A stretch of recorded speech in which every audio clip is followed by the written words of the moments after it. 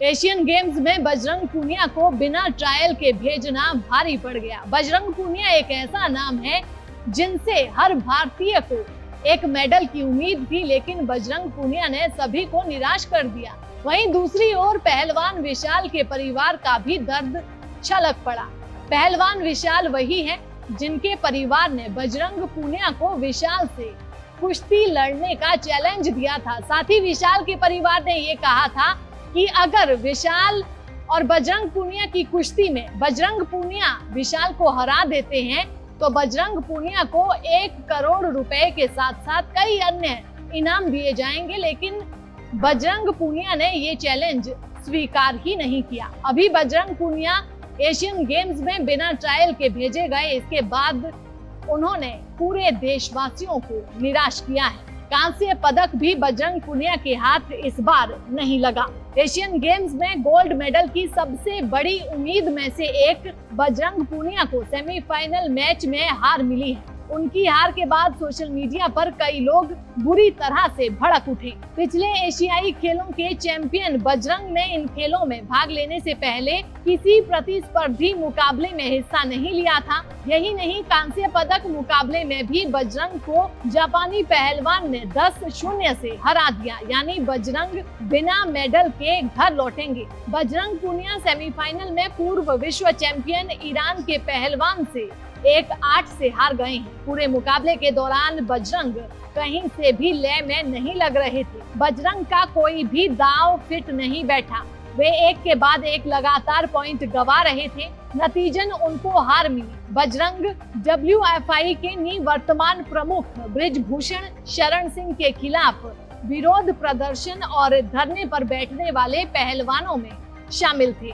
उन्हें ट्रायल के बिना इन खेलों के लिए भारतीय दल में शामिल करने की भी आलोचना हुई थी। विशाल कालीरमण ने 65 किलोग्राम का ट्रायल जीता था, लेकिन इस वर्ग में उन्हें स्टैंड बाई रखा गया था। उनके परिवार और कई पंचायतों का मानना था कि बजरंग पूनिया को ट्रायल के बिना इन खेलों में मौका नहीं मिलना चाहिए था। पिछले एशियाई खेलों के चैंपियन बजरंग पूनिया इन खेलों में भाग लेने से पहले किसी भी प्रतिस्पर्धी मुकाबले में बजरंग पूनिया ने हिस्सा नहीं लिया था। बजरंग पूनिया जैसे ही सेमीफाइनल खेलने उतरे थे, तमाम फैंस को लग रहा था कि वे ईरानी पहलवान को हराकर सीधे फाइनल में जाएंगे, पर वे हार गए। सोशल मीडिया पर कुछ लोगों ने यहाँ तक लिख दिया कि क्या इसीलिए बजरंग पूनिया को डायरेक्ट एंट्री चाहिए थी। हालांकि कई लोग ऐसे भी थे जिन्होंने बजरंग पूनिया का सपोर्ट किया।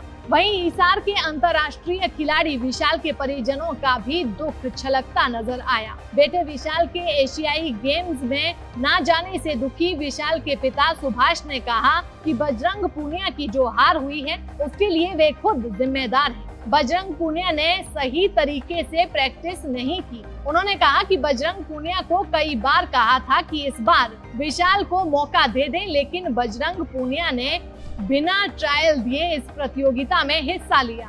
उन्होंने कहा कि बृजभूषण शरण सिंह सही कहते थे कि ट्रायल के साथ ही कुश्ती प्रतियोगिता में हिस्सा लेना चाहिए था। उन्होंने कहा कि बजरंग पूनिया को चैलेंज दिया गया था कि अगर विशाल को बजरंग पूनिया हरा देते हैं तो इनाम दिए जाएंगे और इसके अलावा भी कई और पुरस्कार बजरंग पूनिया को दिए जाएंगे, लेकिन बजरंग पूनिया ने इस चैलेंज को स्वीकार नहीं किया।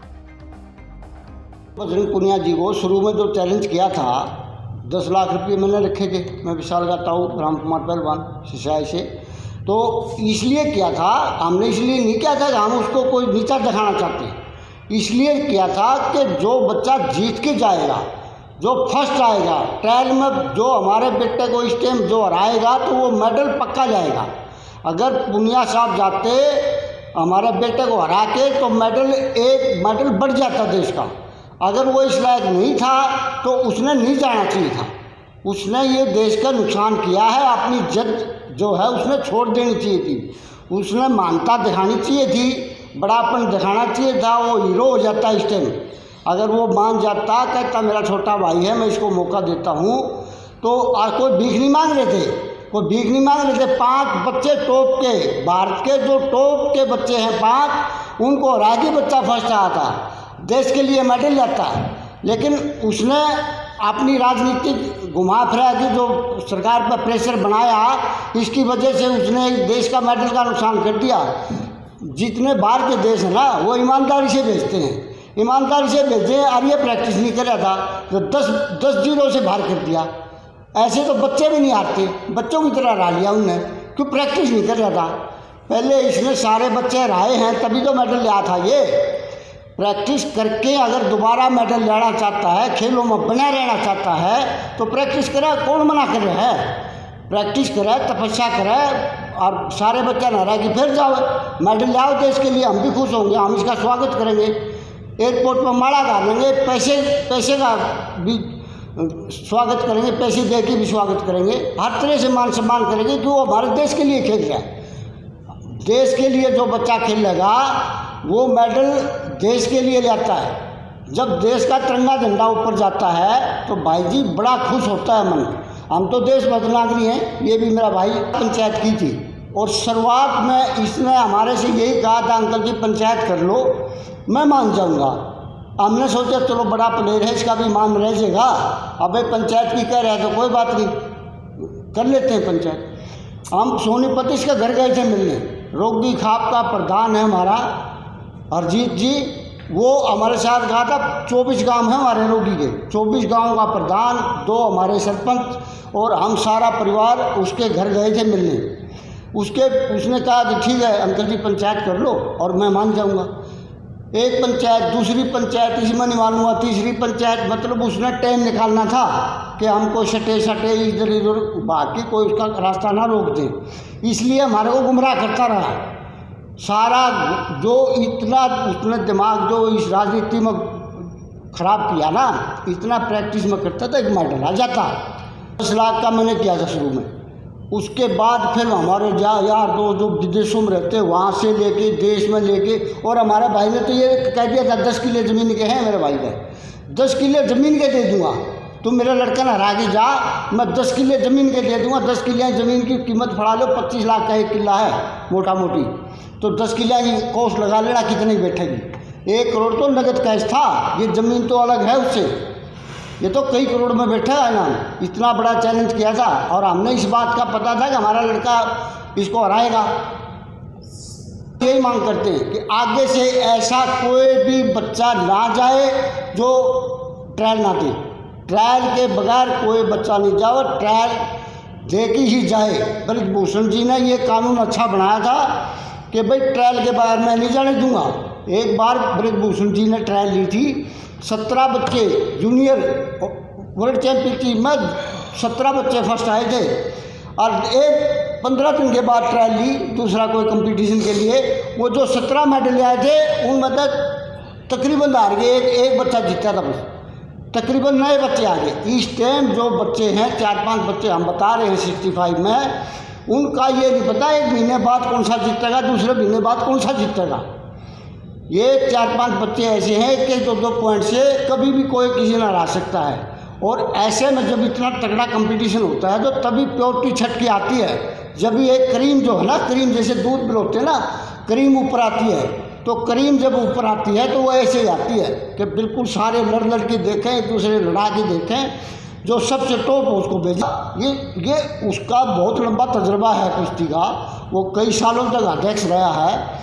पहली बार यह दुर्भाग्य है देश का, एशियन जैसे इतने बड़े टूर्नामेंट के लिए कोई भी एक 10 दिन का भी कैंप नहीं लेगा। ये अपने को कहीं अखाड़न कर रहा, कोई कहीं जा रहा है, इसलिए ये 3rd आए हैं सारे बच्चे, नहीं तो गोल्ड आते। ये पाचू जो आए हैं ना, जो मेडल आए हैं, ये गोल्ड में बदलते। सरकार ने खर्चा देने को कसर नहीं छोड़ रखी, लेकिन कुश्ती का बेड़ा गर्क कर दिया इन्होंने, सटे लेकिन इलेक्शन टड़वा दिया। हम तो ये करेंगे किसी तरह सरकार सबसे पहले तो यही करे कि वो इलेक्शन करवावे, कोई ईमानदार सा बढ़िया सा अध्यक्ष चुने और उस पर पूरी नज़र बनाए रखे अध्यक्ष पे। कोई भी बच्चा राजनीति का चक्कर में अगर किसी ने राजनीति करनी है तो सीधा अपना इलेक्शन लड़ो, राजनीति करो, कौन मना कर रहा है? देश में सबको स्वतंत्र है, कोई भी स्वतंत्र है पूरा भारत, कोई भी इलेक्शन लड़ो।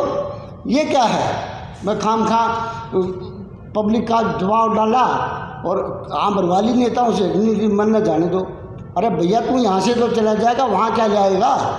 वहाँ तो ईरान वाला ने कितनी बुरी तरह रहा है, और उसने जापानी ने तो ऐसा धोया कि बस देख के माथा पीट रहे थे हम तो टीवी का आगे बैठी। सारा मेरा कलेजा फट रहा। ये लड़का भी बजरंग भी तो हमारा ही खून है, और खून से गद्दारी करेगा तो कैसे होगा?